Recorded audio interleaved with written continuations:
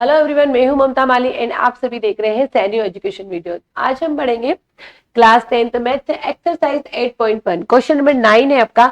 इन triangle ABC right angle जिसमें B दिया है, if tan a is equal to 1/√t find the value of sin a cos। इसमें दो parts है, एक पार्ट ये है आपका, एक पार्ट ये। आपको दोनों पार्ट्स फाइंड करने हैं। ठीक है, अब दिया क्या है क्वेश्चन में कि इन ट्राइंगल एबीसी, तो सबसे पहले क्या करेंगे, ट्राइंगल ही क्रिएट करते हैं। ये आपका ट्राइंगल, ठीक है। आपको क्या बनना है, तो राइट एंगल जो आपका बी है, तो राइट एंगल बी दिया, ये आपका ए बी एंड सी हो गया। उसके बाद ये काम ट्राइंगल, क्योंकि राइट एंगल उन्होंने एग्जैक्ट दिया है कि बी ही लेना है आपको। If tan a is equal to 1/√t। अब आपको गिवन क्या है क्वेश्चन में, गिवन क्या है कि tan a is equal to 1/√3। ठीक है, तो अगर मैं फॉर्मूलाज लिखती हूँ तो फॉर्मूलाज, मुझे फॉर्मूलाज की रिक्वायरमेंट है। ठीक है, तो फॉर्मूलाज कैसे बनाओगे आप, PBP H H B, Pandit Badri Prasad Hari Hari बोले। ठीक है, तो फॉर्मूलाज कैसे लिखोगे आप इसके, देखो sine theta P upon H, cos theta B upon H, tan theta आता है, third tan theta. Tan theta को क्या लिखोगे आप, पी अपॉन बी। नेक्स्ट है आपका कोसेक थीटा। कोसेक क्या होगा, साइन का reciprocal H upon P. Sec theta, sec क्या होगा, एच अपॉन बी। लास्ट आता है आपका कोट थीटा, कोट थीटा का होता है बी अपॉन पी। ठीक है, ये सारे फॉर्मूलेज बन गए। अब आपको चाहिए क्या, टेन, टेन को मैं क्या लिख सकती हूँ फॉर्मूले के अकॉर्डिंग, पी अपॉन बी। तो टेन को मैं क्या लिखूंगी, perpendicular upon base is equal to 1/√3। अगर कोई भी चीज, ठीक है, ये आपको दिया है, अगर मैं इसको फ्रैक्शन में है, तो अगर मैं रेशो के फॉर्म में लिखती हूँ तो मेरे पास क्या मिलेगा, ये वाली डिजिट मिलेगी। अगर कोई भी डिजिट रेशो में है, सॉरी सॉरी सॉरी, इसको भी रेशो में लिखना है। ठीक है, 1/√3। अगर कोई रूट है, जैसे कि रेशो लगा है, अगर मुझे रेशो हटाना है, अगर सिंपल वे में लेके आना है, तो क्या होगा, परपेंडिकुलर कितना मिलेगा मुझे कोस्टेन के साथ, क्या परपेंडिकुलर मुझे मिलेगा 1 के, यहाँ पर क्या है आपका, कोई भी कोस्टेंट है। ठीक है, आपके एनसीईआरटी में भी के ही लिया गया, इसलिए मैंने के लिया है। उसके बाद बेस क्या मिलेगा आपको, √3 के। ठीक है, बेस मिल गया, परपेंडिकुलर मिल गया।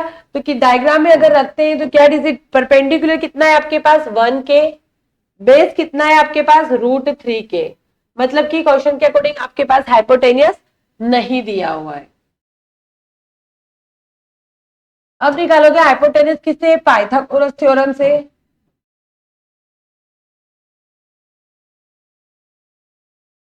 पाइथागोरस थ्योरम क्या कहती है आपकी, कि हाइपोटेनियस का square is equal to perpendicular का स्क्वायर प्लस बेस स्क्वायर।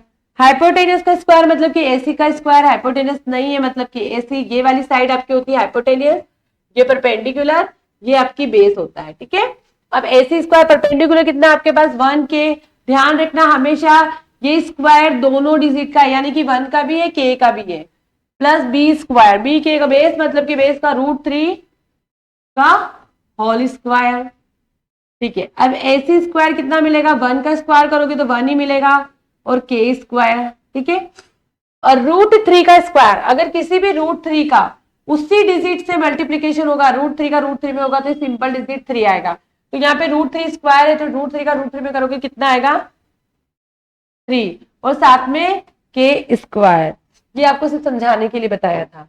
उसके बाद 3 के स्क्वायर, देखो 1 और 3 मिला के कितने होते हैं आपके, 4 के स्क्वायर। एसी स्क्वायर, अब देखो मुझे स्क्वायर हटाना है, मुझे सिंपल हाइपोटेनियस सिंपल यूनिट में चाहिए, तो मैं इस पूरी डिजिट को क्या करूंगी, स्क्वायर हटेगा, पूरी डिजिट जाएगी आपकी रूट के अंदर।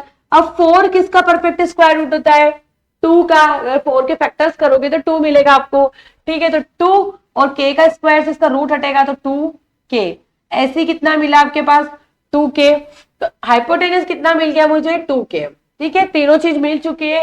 अब आपको क्वेश्चन में जो फाइंड करना है उन सबकी वैल्यू निकाल लेते हैं पहले। तो क्वेश्चन में क्या है, साइन की वैल्यू चाहिए, कोस की वैल्यू चाहिए, और यहाँ पे कोस है ये। ठीक है, कोस ए। ठीक है, साइन कोस, तो साइन ए भी चाहिए तो साइन सी भी चाहिए। क्यों चेंजेस होंगे? एंगल के अकॉर्डिंग ये चेंज हो जाएंगे। कैसे होंगे ये मैं आपको यहाँ पे करके दिखाती हूँ। सबसे पहले साइन ए की वैल्यू निकालते हैं, ठीक है। सबसे पहला काम है वैल्यू निकालना, तो साइन ए, ठीक है। एंगल को देखना है, यहाँ पे एंगल ए है। साइन का फॉर्मूला क्या होता है? P upon H. साइन ए, साइन ए की वैल्यू कितनी मिलेगी? Perpendicular hypotenuse. अब आप चेक करोगे कि एंगल की बात होगी, यहाँ पे एंगल ए दिया है, यहाँ पे एंगल आपका ये रहा ए।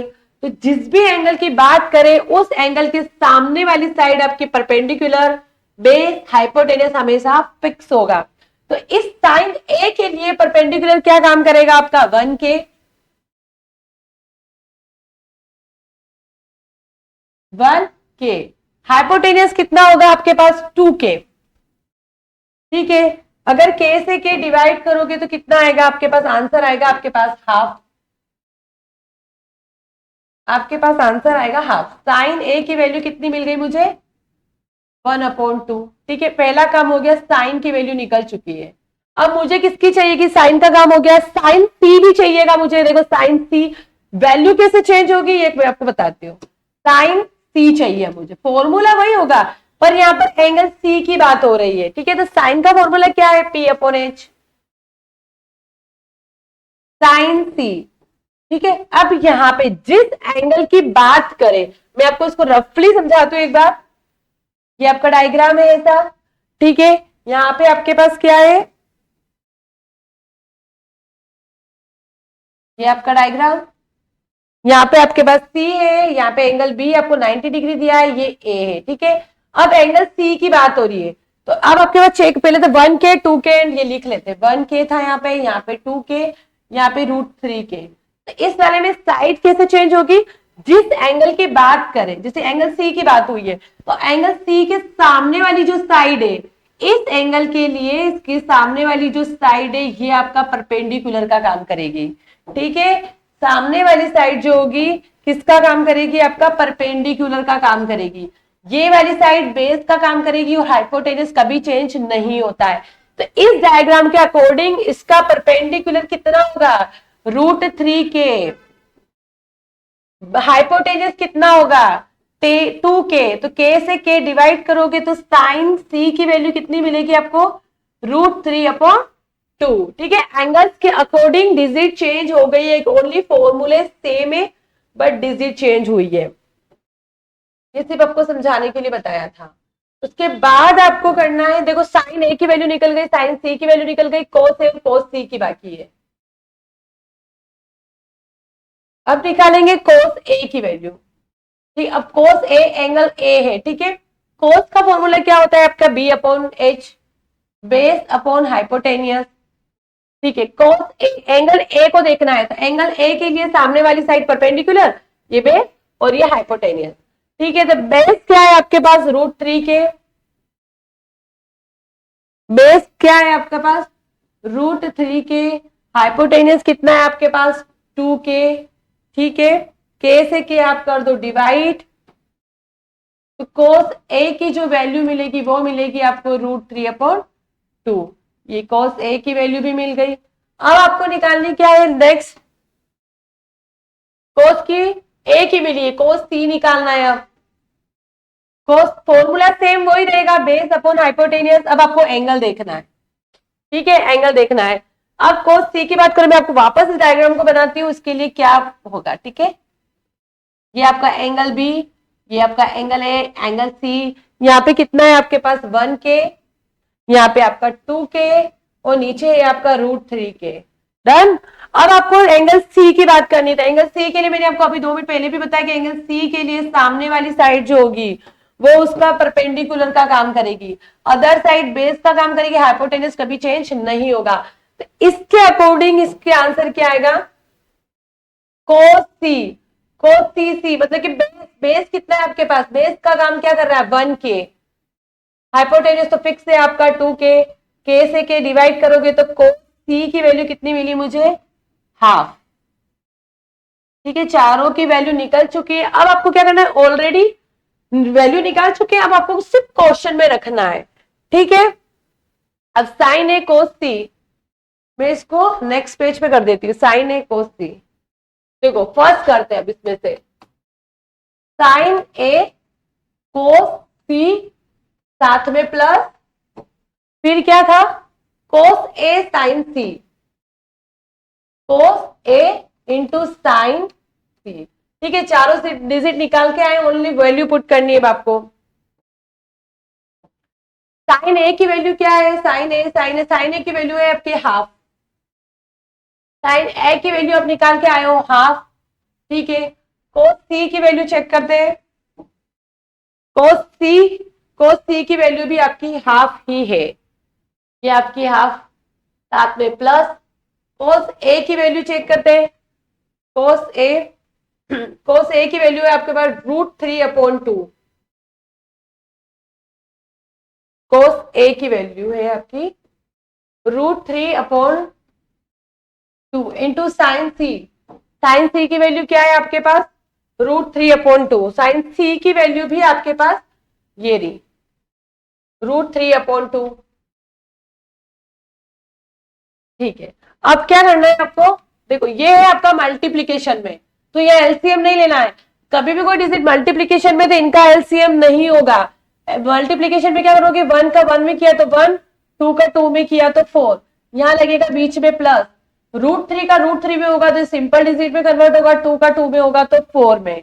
अब आप लोग एलसीएम क्यों बीच में प्लस आया है, पहले क्या था मल्टीप्लीकेशन था इन दोनों में, तो मैंने मल्टीप्लीकेट किया बीच में। अब आपको लेना पड़ेगा एलसीएम, अगर नीचे सेम डिजिट होती है तो 4 एलसीएम आएगा, ऊपर कोई चेंज नहीं होगा। 3 + 1 4, 4/4 इज इक्वल टू 1, तो पहले का आंसर क्या आ रहा है आपके पास 1 आ रहा है। ठीक है, सेम इसका नेक्स्ट पार्ट है कोस ए कोस सी कोस, ये इनटू है यहाँ पे, माइनस नहीं है ये आपका इनटू लगा है। तो सबसे पहले कोस ए, यहाँ पे वैल्यू लिख लेते हैं कि कोस ए की क्या वैल्यू है, कोस सी की क्या वैल्यू है, साइन ए की क्या वैल्यू है एंड साइन सी की क्या वैल्यू है। ठीक है, सबसे पहले देखो इन दोनों की सेम है, sine A and cos C की सेम है, sine A and cos C, sine A and cos C की इन दोनों की है हाफ हाफ, और इन दोनों की है √3/2, √3/2। सिर्फ आपको वैल्यू पुट करनी है। ठीक है, अब कोस ए की वैल्यू क्या है √3/2 इंटू कोस सी की वैल्यू क्या है, कोस सी की वैल्यू आपकी हाफ है, माइनस साइन ए आपका हाफ, साइन सी की वैल्यू है √3/2। ठीक है, अब आपको क्या है, यहां देखो मल्टीप्लीकेशन है। ठीक है, यहां एलसीएम नहीं लेना है, मल्टीप्लीकेशन मल्टीप्लीकेट करोगे, √3 का 1 में √3, 2 का 2 में 4, अब लगा है माइनस, √3 का 1 में √3, 2 2 जा 4। अब एलसीएम लोगे, सेम डिजिट है तो सेम, ऊपर कोई चेंजेस नहीं होगा। ठीक है, ऊपर कोई चेंजेस नहीं होगा तो √3 में से √3 गया तो कितना बचता है 0, और नीचे 4, तो आंसर कितना आएगा आपके पास 0। ठीक है, ये आपका सेकेंड पार्ट इजी था, कुछ नहीं करना है आपको, वैल्यू निकालनी ओनली। ठीक है, यहाँ पे 1 आंसर आया, सेकेंड पार्ट का 0 आंसर आया है। तो सबसे पहले क्या करना है, आपके पास जो नहीं था पाइथागोरस थ्योरम से आप निकालोगे उसको हाइपोटेनियस, उसके बाद सबकी वैल्यू निकाल देना पहले, उसके बाद क्वेश्चन में पुट करना। ठीक है, आई होप आपको ये क्वेश्चन समझ आया होगा। नेक्स्ट क्वेश्चन नेक्स्ट वीडियो में पढ़ेंगे।